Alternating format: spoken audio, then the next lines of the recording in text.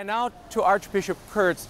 He's not been president of this conference for a year, but tonight he'll discuss the lessons he's learned and some of the issues he and the bishops are grappling with this week. Take a look. Your Excellency, thank you so much for your time during Raymond, a very I'm busy happy moment. to be here. Let's start with how this position, being president of the Bishops' Conference, how has it changed your life? Well, in some ways, of course, I had the privilege to serve as vice president with Cardinal Dolan, and that was a joy, and he's a great man to work with. So that in some ways prepared me, and the change, I guess, has been that the focus cannot be just on the Archdiocese of Louisville, but also, obviously, on national affairs and, in a sense, on international affairs. I guess in some ways, though, Raymond, the role is really one of service to the bishops in unity in Christ. And so I think that's something I've been doing, trying to do, obviously imperfectly, but I hope to be able to continue that as What's the president. most taxing part of this? Is it the travel? Is it the time away from home? No, it's the emails. The emails. Absolutely, absolutely. They're steady and they flow. The emails are there every day. But thank God for them in many ways, because it gives me a chance to communicate regularly with Monsignor Jenkins and to be up to date on things. On what's happening and really what's crackling. Yeah. I was so struck by the fact that earlier in your ministry, your brother Georgie lived with you from 1999 on in Knoxville. Well, actually, was he with you before then? Oh, sure. Our mother died in '89.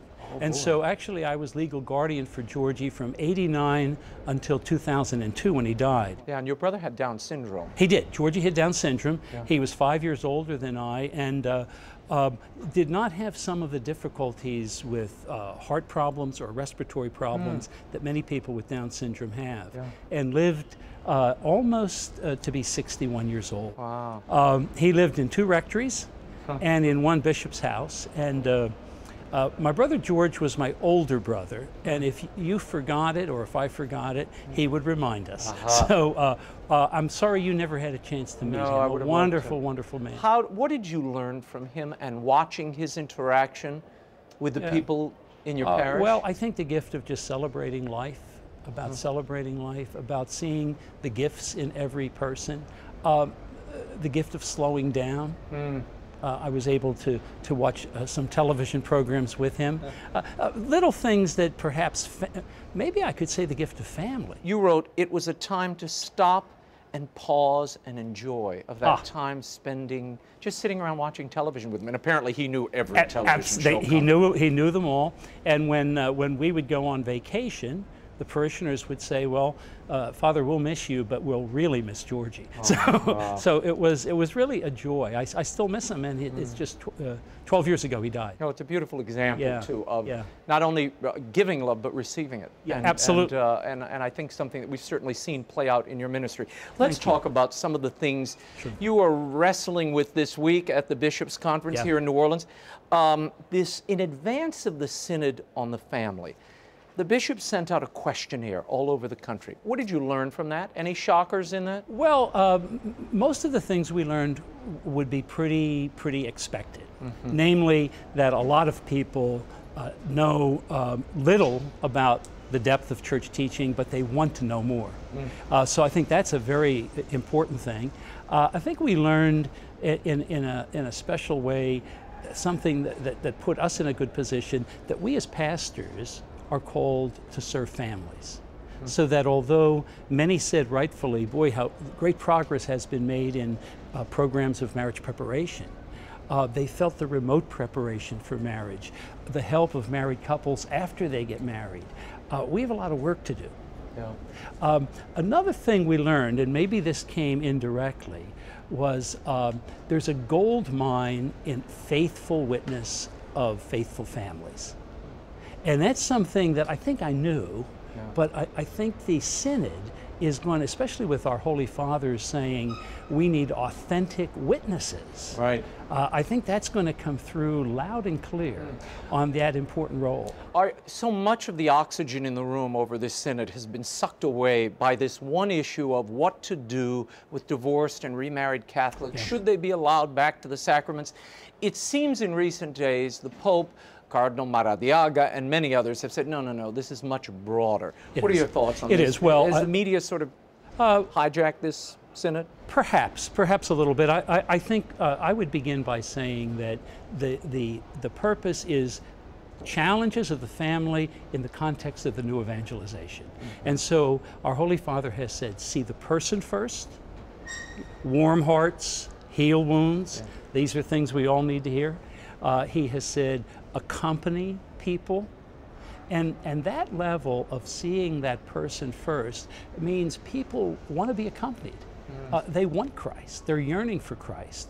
And in a sense, I hear our Holy Father saying, listen, let's not spend all our time arguing. Let's begin by accompanying people. We all should, in one church, worship God. We are all called to conversion. And so we should be doing this in a way that invites people. Do you foresee something seismic coming out of this synod? Well, seismic in the sense that Christ's grace is going to shine through. Yeah. I mean, that in itself is... But not any major disruption or shaking in church teaching or doctrine. I would hate to... Well, no, I don't believe that there's going to be a change in church doctrine. In fact, our Holy Father has said as much, exactly. No, I think what this is, like many synods, these are, in a sense, opportunities for us, almost marching orders.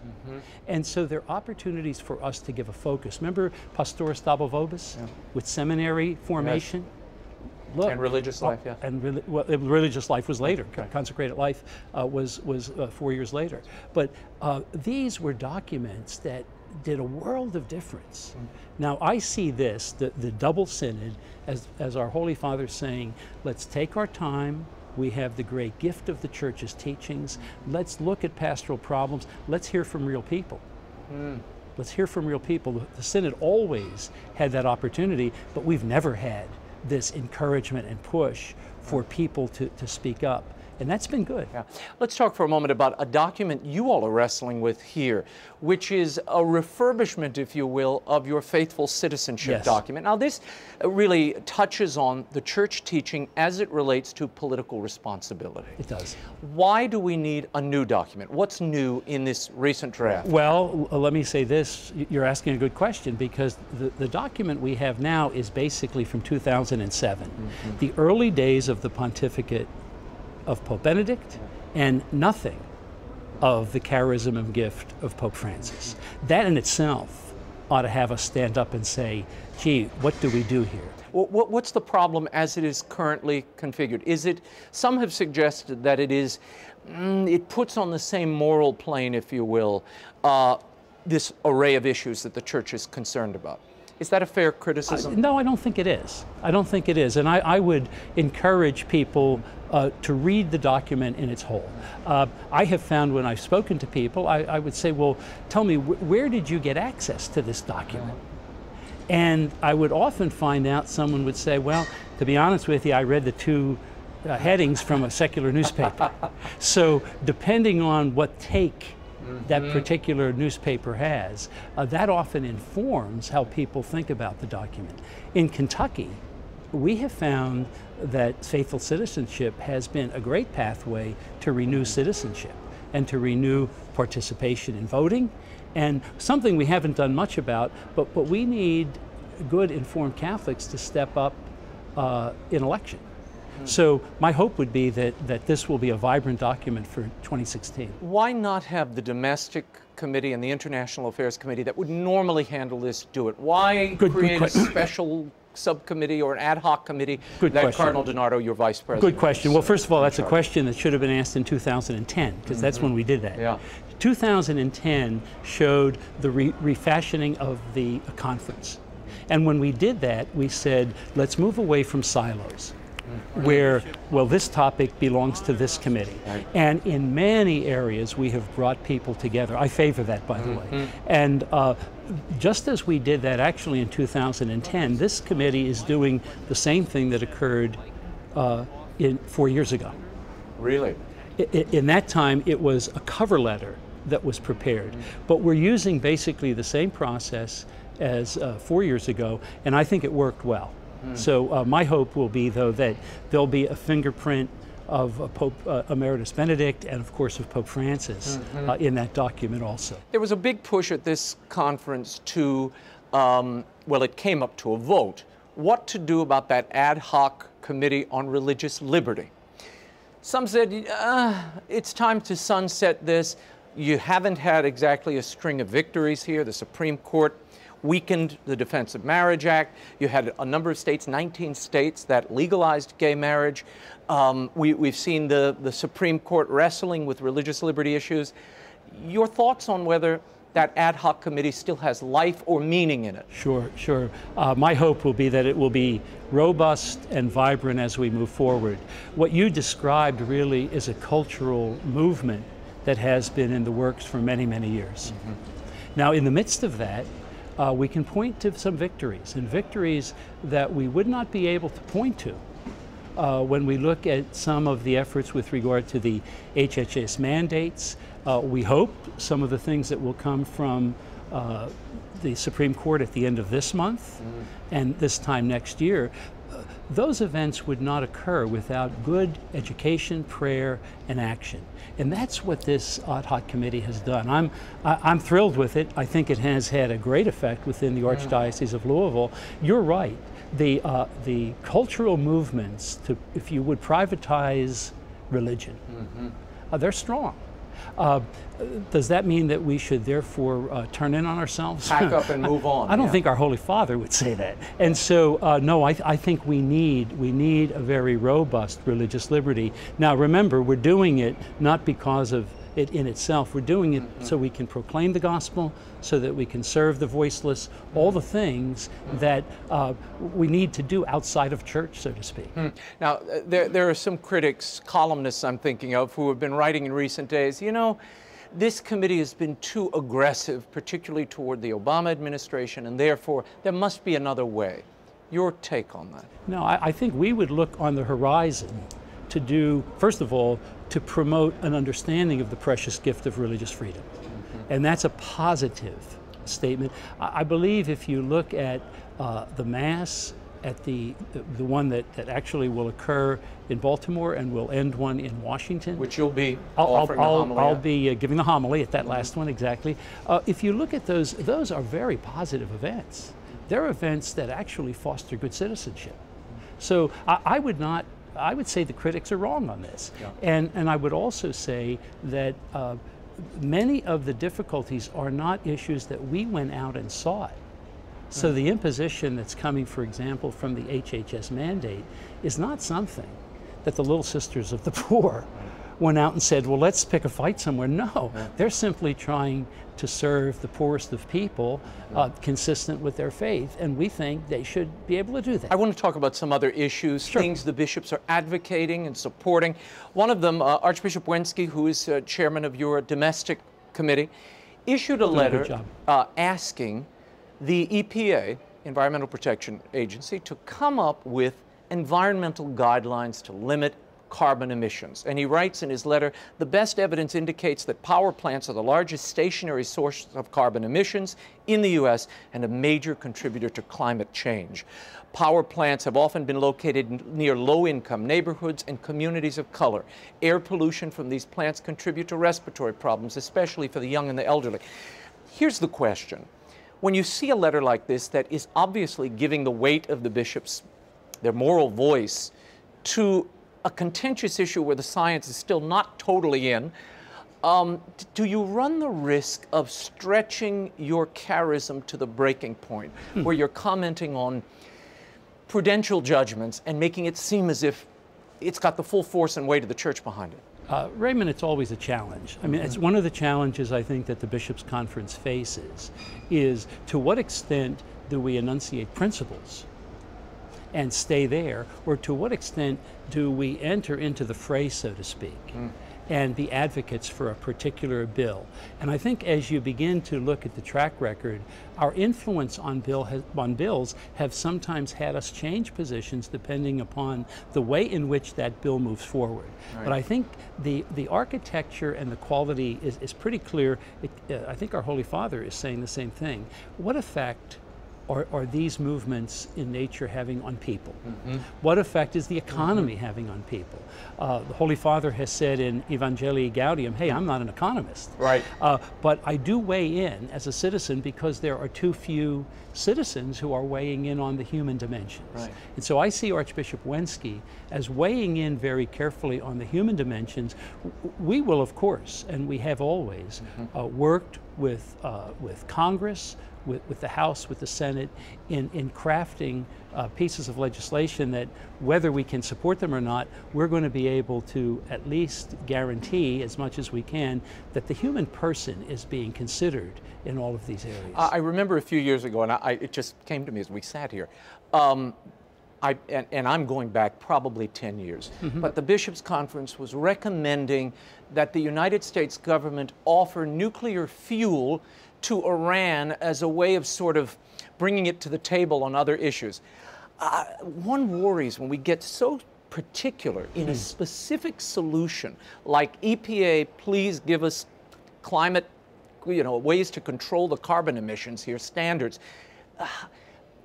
By being so specific, is there the danger that your moral voice is compromised, I suppose, in the larger public? Sure, of course there is. But there is also a danger of being so removed that there's no dialogue. Yeah. And there's no effort to influence. Yeah. So I would look at the whole picture of the lobby effort, of the advocacy effort that's being done by Archbishop Wenski and domestic policy, by our Cardinal O'Malley and the Pro-Life Activities Committee. I think in all cases, I think the Bishops' Conference is serving our nation well in the efforts being made. You're right that some of these issues are so specific that we'll continue to learn too about. Yeah. Let's move on to a letter you recently wrote, and this was about immigration reform just this week, and you're urging that the Congress act now, the time is now, and this is a moral issue, and obviously the churches are dealing with this every day. These people are in the parishes and at the doors asking and needing help. And you wrote, there's a need to balance the protection of human rights with the rule of law. Sure. How do you accomplish that? What does that look like? Well, when you say how do you accomplish that, that's part of the act that all of us will have to do. I think the two key principles with regard to immigration is, first of all, the rights of people to migrate for their own good and livelihood. Secondly, the sovereign right of nations for the common good, to protect the good of their citizens. Now, how do you balance that? You seek always generosity, but we know that's why we have laws, in order to regulate even unintended effects that can occur with immigration. But again, where's the Bishops' Conference? We're saying, remember to look at the family, look at the individual who is here. We see the fact of people coming to our parishes who are good, productive people. They're raising families. They're in a sense, contributing to their communities. We understand that there is a need, when we look at a pathway to being able to regularize them, that certain things will have to happen. No one is saying that's not the case, but let's look at the person. And I think there's kind of, as I see it, at this moment in our history, there's a fairly wide view of people coming together saying, we do have to look at the people who are here in the United States, who are real people, who are contributing, and who deserve to be treated with dignity, let alone to talk about the children. I mean, you and I know what's happening in some cases to children who are separated from families. There are some horror stories that I've been told, and they motivate me to want to act. There is that tension. I've even heard this from some bishops, because you have, and you must see this in your parish, in your diocese. You have half the diocese saying, wait a minute, I'm paying taxes, we've got all this, more welfare programs that could potentially arise from this. I'm struggling to find a job now, and suddenly we've got all these people who frankly have no expectations. They just want to work and they want a different life, and God bless them, who wouldn't want that? How do you balance that? Because obviously we have to be open, and I think the church is correct 100% and needs to be the mother to whoever comes to its doors, without regard for documents or where they hail from. But what about that other obligation? Because the church has an obligation to its congregants like the government. Raymond, right? you're bringing up a good point. Earlier, we talked about the fact that people sometimes make decisions not on great study. Yeah. They make decisions on rather limited understandings of situations. So the first thing I would say is, what did Pope Benedict say? He said, in the era of globalization, we have become neighbors, but not necessarily brothers and sisters. Yeah. And so we need to be able to understand more deeply what the issues are here. Many times I talk to people, and they're making judgments on limited information. Not their fault. Partly our own fault for not getting information to them. They are difficult decisions to be made, but we're in a nation that has been built on generosity. And so I understand the need. My parents were born in the United States, but my grandparents were not. And many, many people say, well, thank God that we have a nation that has received people. We need to do it in an orderly way. We need to be law-abiding. There's no question about that. But let's find ways that the laws are able to be life-giving, let's say. Archbishop Tobin recently gave a speech, and he talked about, and I'm paraphrasing, but he said there's an unsettling quality to the Francis effect among bishops. He said that Pope Francis has sort of rattled and shaken, unsettled some bishops. Do you see that? And in what way do you see your brother bishops unsettled by Pope Francis? Well, so many things. I'm glad I drive a small car. I live right next to the cathedral. I'm glad for that. He inspires, but anybody who inspires us also convicts us. Is that a bad thing? No, I don't think it is. In some ways, I think we are called in our preaching to, what is that expression? To comfort the afflicted and afflict the comfortable. Yeah. Well, in some ways, I think that's what is happening within our church. That's not unhealthy. I like the fact that our Holy Father, though, is also saying, listen, we need to reach out to so many people, as we said earlier, in marriage, but I'm going to take my time. We're going to have 2 synods. We're not going to do it in 1 year. We're going to do it in 2014 and 2015. So there's also a deliberate sense of, I'm going to trust the synodal process. Those aspects I find to be very, very attractive. Is there a danger that the Francis effect goes too far, in this sense, that the media has sort of latched onto it and used it as a weapon, if you will, in my reckoning, these are my words, True. against certain bishops, particularly those in long-established dioceses, as a way to almost bully them into divesting the diocese of long-held patrimony? I mean, I'm thinking particularly of your predecessor, Cardinal Dolan. There was a recent full-page New York Times piece basically saying if he really were true to Pope Francis' spirit, he'd sell off the cathedral residence. It's connected to the cathedral, guys. It's been there for almost 100 years. Raymond, our Catholic people are pretty smart. What I have found is that they are not shocked that the media will try to bring about sensational stories. In fact, they understand that. And that there's a percentage of people who will be on the rallying cry whenever something happens in a secular paper, but the majority of people have a lot of savvy. And so I would say, no, I think, of course there's dangers that something can be co-opted. There's dangers that something I say within the Archdiocese can be co-opted and used by another. But I stand with Pope Francis in saying, no, we have to keep repeating the truth. If somebody gets it wrong, I'm going to have to say it again so that they understand it well. So no, I would give credit to the faithful Catholics throughout the United States. They have a good bit of savvy, and they know where there is a call, let's say, for detachment that is true and real, and others that seems to be taking cheap shots, let's say. I mean, that'd be the way I would look at it. Extravagant lifestyle is one thing. A long-held residence that's at the center of a diocese, I think, is another. And I think to just start, do we sell off St. Peter's because I mean, no. There is a limit, I think, and a point where you have to say. Don't you think that's you can trace that throughout the history of the church? Sure. Well, in every age, there has been that tension. Maybe there needs to be that tension.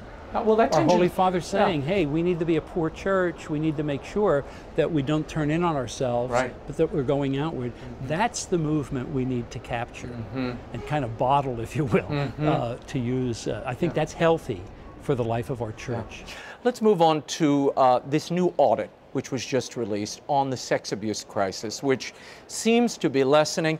936 allegations of sexual abuse last year, in the last year that was recorded. It wasn't actually a calendar year. Of the new 370 allegations, only 9 involve children, 2%. Two-thirds of those cases happened between 1960 and 1984, and 80% of the victims in those cases were male. What do you see in this audit that gives you pause, or what trends do you see? Well, a couple of things that I have to repeat, they're obvious, and one is one victim of abuse is one too many. And I know that's been said, but it really is true. Oh, it's horrific.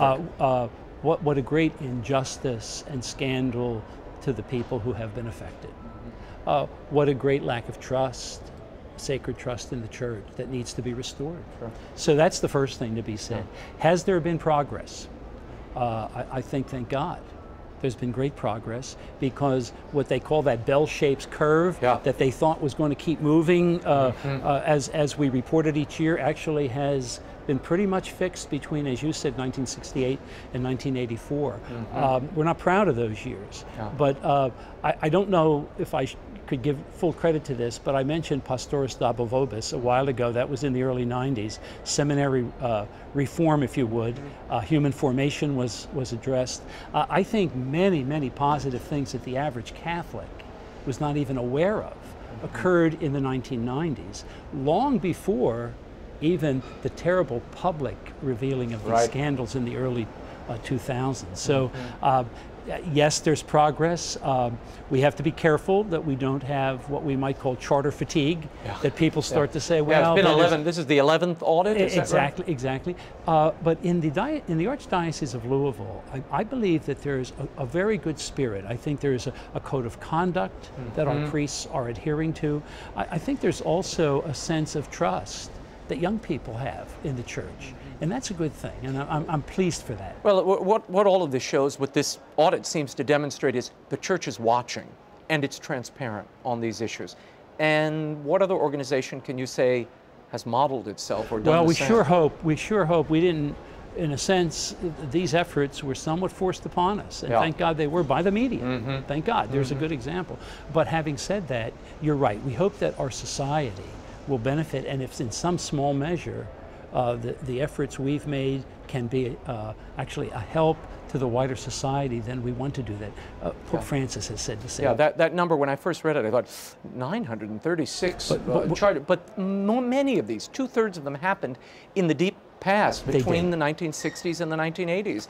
And before, as you said, a lot of these reforms kicked in, so that was a bit consoling to see that. No, you're right. Final question, what is the issue or event that the average Catholic, the one sitting at home now or driving in their car, should be attentive to in the coming months? Well, oh gosh, you would say one. Yeah, okay, give me 2.